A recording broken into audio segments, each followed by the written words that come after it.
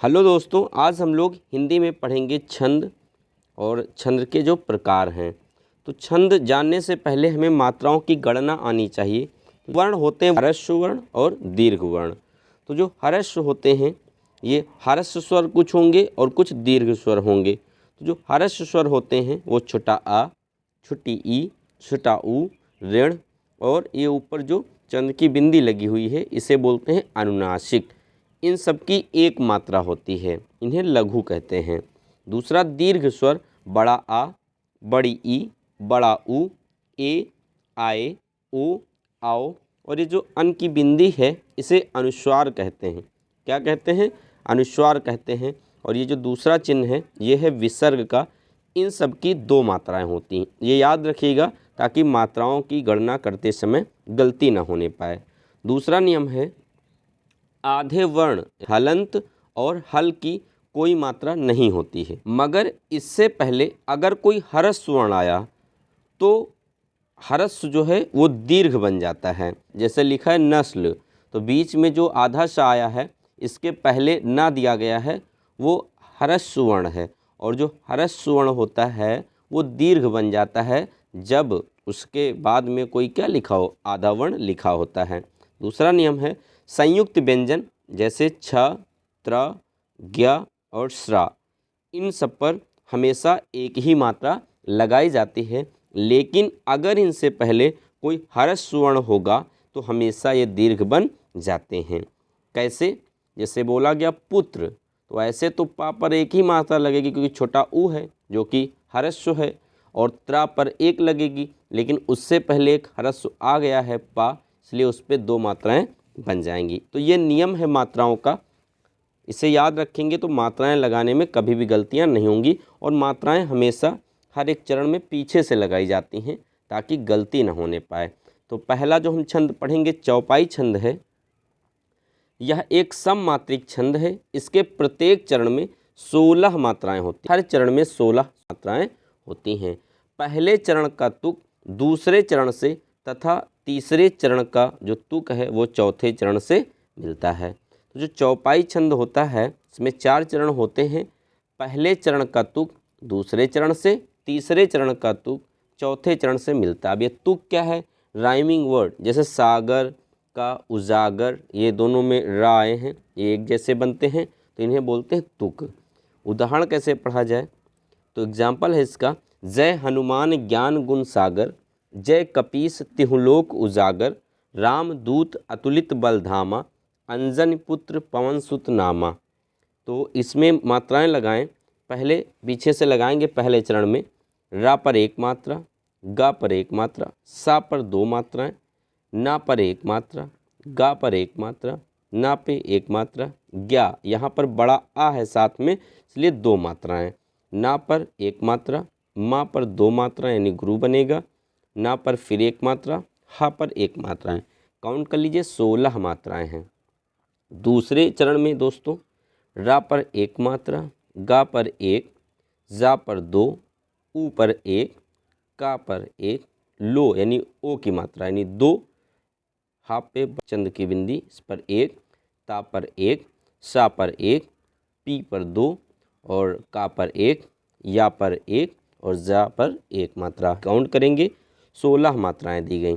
तीसरे चरण में मा पर दो मात्राएं, धा पर दो मात्राएं, ला पर एक मात्रा, बा पर एक मात्रा, ता पर एक, ला पर एक, ता पर फिर एक और आ पर एक, ता पर एक मात्रा, दू पर यानी दो मात्रा, मा पर एक और रा पर दो। काउंट करेंगे 16 मात्राएं।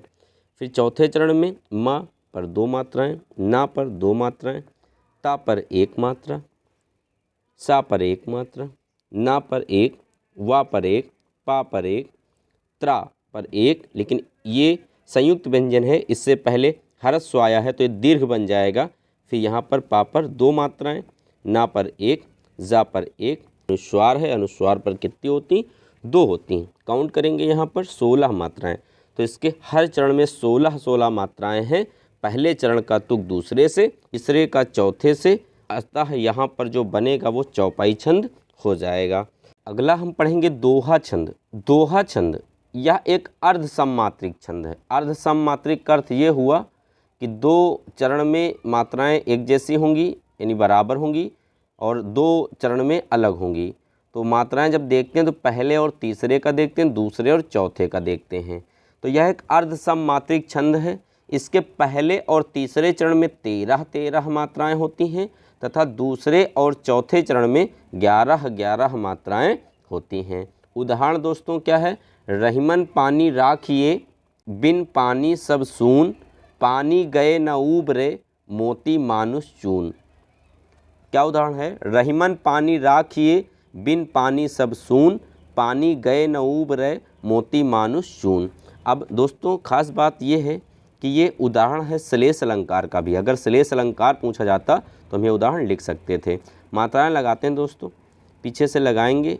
ये ए पर 2 मात्राएं, खा पर 1 मात्रा, रा पर 2 मात्रा, ना पर 2 मात्रा, पा पर 2 मात्रा, ना पर 1, मा पर 1, हा पर 1, रा पर 1।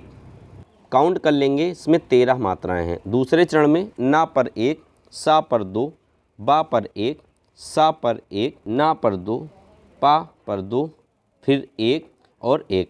काउंट करेंगे, इसमें 11 मात्राएं हैं। तीसरे चरण में दोस्तों रा पर 2 मात्राएं, बा पर 1 और ऊ पर 2 मात्राएं, ना पर 1, या पर 2, गा पर 1, ना पर 2 और पा पर 2। काउंट करेंगे 13 मात्राएं हैं।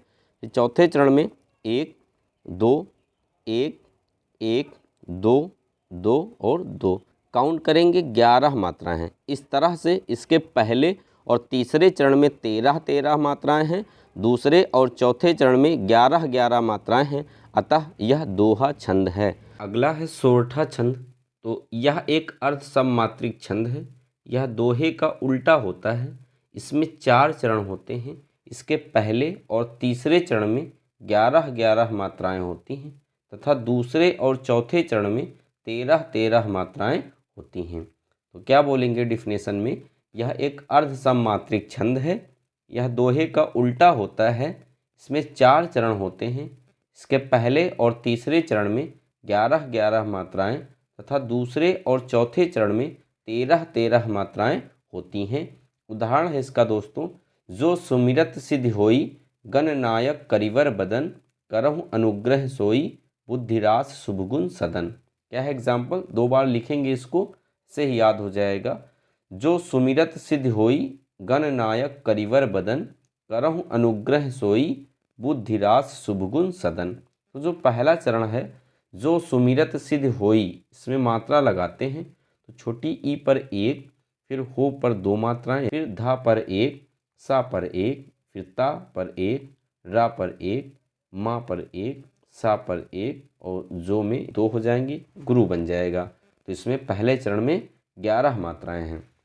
दूसरा चरण है गणनायक करिवर बदन। तो मात्राएं हमेशा पीछे से लगाएं ताकि कभी गलती ना होने पाए। तो बदन में ना पर 1, दा पर 1, बा पर 1, रा पर 1 मात्रा, वा पर 1 मात्रा, रा पर फिर से 1 मात्रा और का पर 1, फिर का पर 1 मात्रा, या पर 1 मात्रा और ना पर 2 मात्राएं, गुरु बनेगा और फिर ना पर 1 और इस गा पर 1, क्योंकि ये लघु है। तो यहाँ हो गई 13 मात्राएं। तीसरा चरण है करहु अनुग्रह सोई। मात्रा लगाते हैं। सोई में ई पर 1 और सा पे यहाँ दीर्घ बन रहा है, इसलिए 2 एस बनेगा। हा पर 1, गा पर 1, लेकिन इस पर रा नीचे लगा है तो इसलिए अपने से पहले वाले को ये दीर्घ कर देगा। तो ना पर हो जाएंगी 2 मात्राएं, यानी गुरु बनेगा। आ पर 1, हा पर 1, रा पर 1 मात्रा, का पर 1 मात्रा। तो तीसरे चरण में फिर से 11 मात्राएं हैं। चौथा चरण है बुद्धि रास शुभगुण सदन। तो सदन में ना पर 1 मात्रा, दा पर 1, शा पर 1, ना में 1 मात्रा, गा पर 1 मात्रा, भा पर 1 मात्रा, सा पर 1 मात्रा, फिर से सा पर 1 मात्रा, रा पर 2 मात्रा यानी गुरु बनेगा एस, और दा पर 1 और ये अपने से पहले वाले को दीर्घ कर देगा क्योंकि इस पे नीचे आधा धा है। तो बा पर हो जाएगा 2 मात्राएं, इट मीन्स गुरु बन जाएगा। तो इस तरह से चौथे चरण में हो गई 13 मात्राएं। तो इस उदाहरण में पहले और तीसरे चरण में 11-11 मात्राएं हैं तथा दूसरे और चौथे चरण में 13-13 मात्राएं हैं। अतः यह सोरठा छंद का उदाहरण है। दोस्तों, अगर यह वीडियो आपको अच्छी लगी हो, समझ में आया हो, तो ज़्यादा से ज़्यादा दोस्तों में शेयर करें ताकि उनको भी इसका लाभ मिलता रहे। और अगर आपने अब तक चैनल को सब्सक्राइब नहीं किया है तो चैनल को सब्सक्राइब कर लें और बेल आइकन पर प्रेस कर दें ताकि हर यूज़फुल वीडियो की नोटिफिकेशन आपको मिलती रहे सबसे पहले। Thanks for watching.